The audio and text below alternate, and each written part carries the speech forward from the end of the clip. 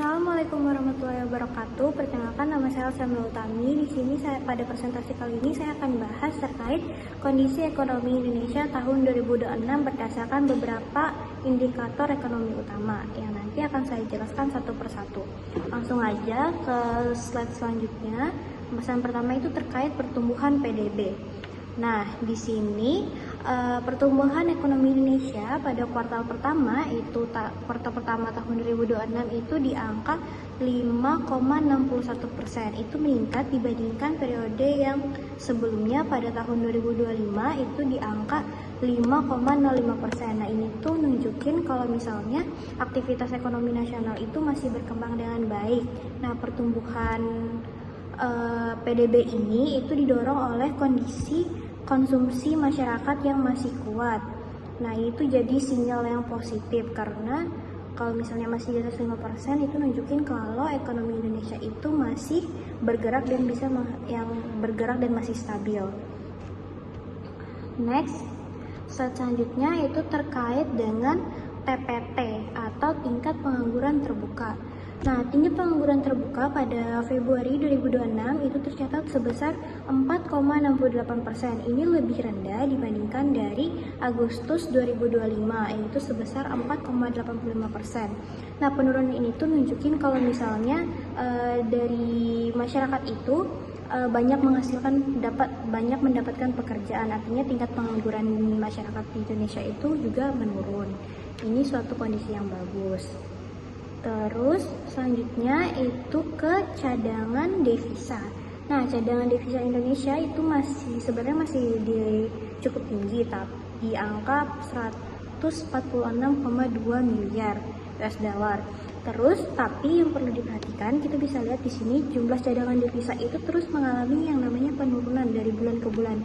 Dari Januari ke Februari, Maret sampai ke April 2026 itu selalu mengalami penurunan.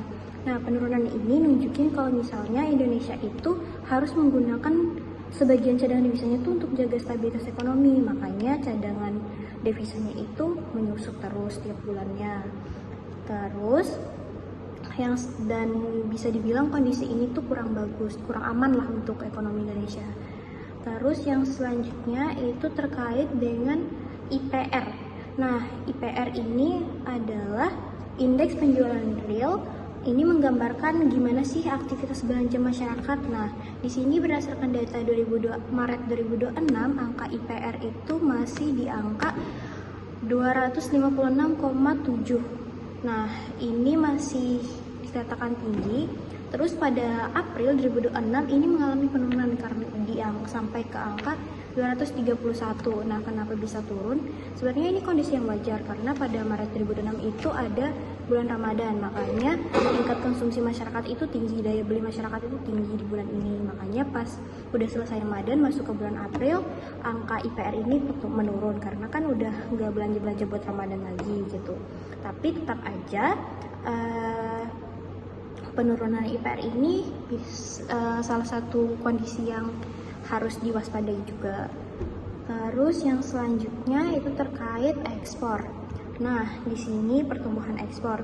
Nah, nilai ekspor Indonesia itu pada Maret 2026 itu tercatat sebesar 22,53 miliar dolar. Lebih rendah dibandingkan dari Maret 2025-nya itu mencapai 23,25 miliar dolar. Nah, penurunan ekspor ini tuh nunjukin kalau misalnya permintaan dari pasar internasional itu terhadap produk Indonesia itu mulai melemah. Nah, kondisi ini tuh kurang menguntungkan karena ekspor itu merupakan salah satu sumber penting penerimaan devisa negara kita. Makanya kalau misalnya kinerja ekspor kita itu mengalami penambahan, itu kan artinya menurunnya permintaan pasar dari global. Nah, ini nanti bisa pengaruhnya ke cadangan devisa kita yang juga mulai melemah. Next itu terkait pertumbuhan impornya. Nah, nilai impor Indonesia pada Maret 2026 itu meningkat menjadi sekitar 19,21 miliar dolar dibandingkan tahun sebelumnya di angka 18,92 miliar US dollar. Nah, peningkatan impor ini nunjukin kalau Indonesia itu masih banyak beli atau bergantung dari produk-produk dan bahan baku dari luar negeri. Makanya semakin tinggi impor kita, maka itu bisa dibilang semakin besar pula aliran uang kita itu keluar negeri. Nah, terus peningkatan impor ini juga bikin tekanan bagi industri dalam negeri kita, karena kita harus bersaing nih sama produk-produk luar negeri. Nah, tingginya nilai impor ini juga bisa dikatakan kondisi yang kurang bagus, karena ekspor kita tadi kan turun, tapi kita malah lebih banyak impor. Ini kondisi yang kurang bagus dari segi ekspor impor kita, ekspor yang melemah, terus impornya malah meningkat, itu bukan kondisi yang stabil lah intinya. Jadi kurang bagus ya. Next itu ke neraca perdagangan atau keuntungan. Nah, neraca perdagangan pada neraca perdagangan Indonesia itu sebenarnya masih mengalami surplus atau masih untung. Nah, tapi jumlah surplusnya itu terus mengalami penurunan daripada tahun sebelumnya. Nah, surplus sebelumnya kan itu di angka sekitar 4,33 miliar US dollar. Ini turun menjadi pada 2026 itu turun jadi 3,32 miliar US dollar. Nah, kondisi ini sebenarnya terjadi karena ekspor kita tadi kan menurun, sementara impor kita meningkat. Makanya surplus kita itu mengalami penurunan. Bisa dibilang surplus itu tuh kayak nunjukin kalau misalnya berapa sih keuntungan yang diperoleh Indonesia dari perdagangan internasionalnya. Makanya ketika ekspor kita melemah tapi malah impor kita yang meningkat, surplus kita juga akan menipis. Nah, penurunan surplus ini juga bisa dibilang kondisi yang kurang bagus untuk ekonomi Indonesia. Terus yang selanjutnya terkait, nah ini nih topik utamanya, penyebab ekonomi Indonesia itu jadi gak bagus banget. Selanjutnya itu membahas terkait inflasi. Nah, data pada tahun 2026 yang jadi tantangan paling besar buat perekonomian Indonesia tuh kayak tingkat inflasinya ini. Tingkat inflasi pada 2026 itu sampai di angka 15%. Ini jauh banget tingginya dibandingkan tahun sebelumnya yang cuma di angka 2,57%. Nah, kenaikan harga yang sangat tinggi ini itu nyebabin masyarakat itu harus ngeluarin lebih banyak uang buat beli barang atau jasa yang sama. Nah, akibatnya kan daya beli masyarakat juga turun gitu. Jadi intinya dari beberapa indikator yang sebelumnya udah saya jelaskan, itu inflasi ini kayak ancaman utamanya lah, apalagi sampai 15% gitu. Next itu ke BI Rates. Nah, tadi kan udah dijelasin nih inflasi sampai 15% dan itu angka inflasinya kan tinggi banget.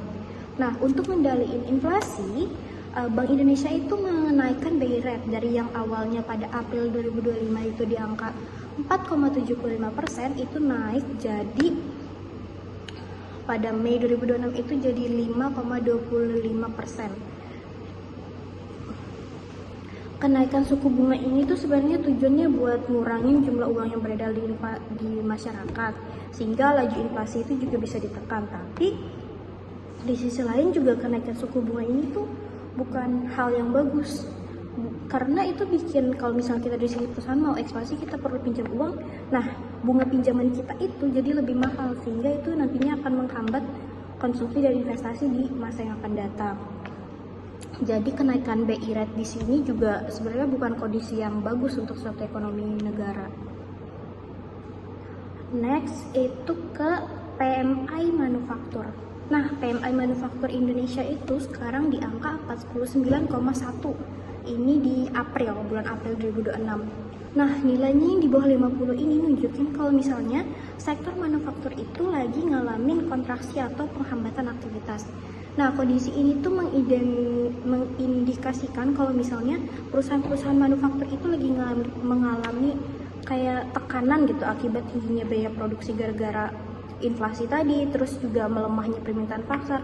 Otomatis kan kalau misalnya harga barang dan jasa naik, juga permintaan pasar juga pasti akan menurun gitu. Makanya angka 49,1 yang di bawah 50% ini salah satu kondisi yang buruk untuk sektor manufaktur, industri manufaktur di Indonesia gitu. Bisa dibilang kayak dari sektor manufaktur itu lagi ngalamin pelemahan dan mereka tuh sangat perlu memerlukan perhatian khusus dari pemerintah lagi gitu. Nah, yang selanjutnya itu kesimpulan utamanya di sini ada dibilang rumah megah yang kebakaran. Ini maksudnya tuh kalau kita lihat dari secara keseluruhan ekonomi Indonesia tahun 2006 itu nunjukin kalau misalnya dari PDB tadi kan masih bagus tuh di atas 5%, terus kayak TPT-nya juga turun, artinya pengangguran masyarakat Indonesia itu juga menurun gitu. Terus yang gak bagus sih ini banyak banget.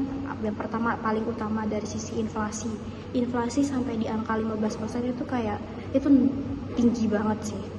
Terus juga dari cadangan devisanya yang tiap bulannya melemah. Terus juga PMI manufakturnya juga nggak lagi di zona yang lumayan kritis, kontraksi mereka di bawah 50%. Terus juga surplus perdagangan dan ekspor impornya juga dalam kondisi yang kurang bagus. Jadi kayak kondisi ekonomi Indonesia tuh lagi, kesimpulannya tuh lagi nggak baik-baik aja, mereka lagi buruk lah intinya gitu. Masuk dalam status kritis sebenarnya, apalagi dengan inflasi 15% itu. Selanjutnya itu, nah ini dampak berantai ancaman sektorial. Kan tadi harga barang itu kan meroket ya gara-gara terjadinya inflasi apalagi sampai 15% tadi. Itu mengakibatkan daya beli dan dompet masyarakat itu jadi menipis, daya beli masyarakat itu menurun lah. Kalau misalnya daya beli masyarakat itu menurun, ada kemungkinan kalau misalnya pabrik itu laba perusahaannya turun. Terus mereka kalau misalnya, terus juga gara-gara inflasi tadi, pabrik kalau misalnya mau ekspansi, mereka harus misalnya mau minjam uang di bank, mereka harus bayar dengan biaya yang lebih tinggi. Nah itu bisa bikin pabrik itu mikir-mikir untuk ekspansi. Bisa dibilang pabrik itu bisa berhenti ekspansi, berhenti berkembang gitu. Kalau misalnya pabrik berhenti ekspansi, ancamannya itu bisa ke PHK massal, atau kalau misalnya PHK massal ini terjadi, tingkat pengangguran nantinya juga akan meningkat lagi gitu. Jadi bisa dilihat dari sini kalau misalnya kondisi ekonomi Indonesia karena inflasi tadi yang tinggi banget itu masuk ke zona kritis menurut saya. Mungkin sekian dari saya, terima kasih.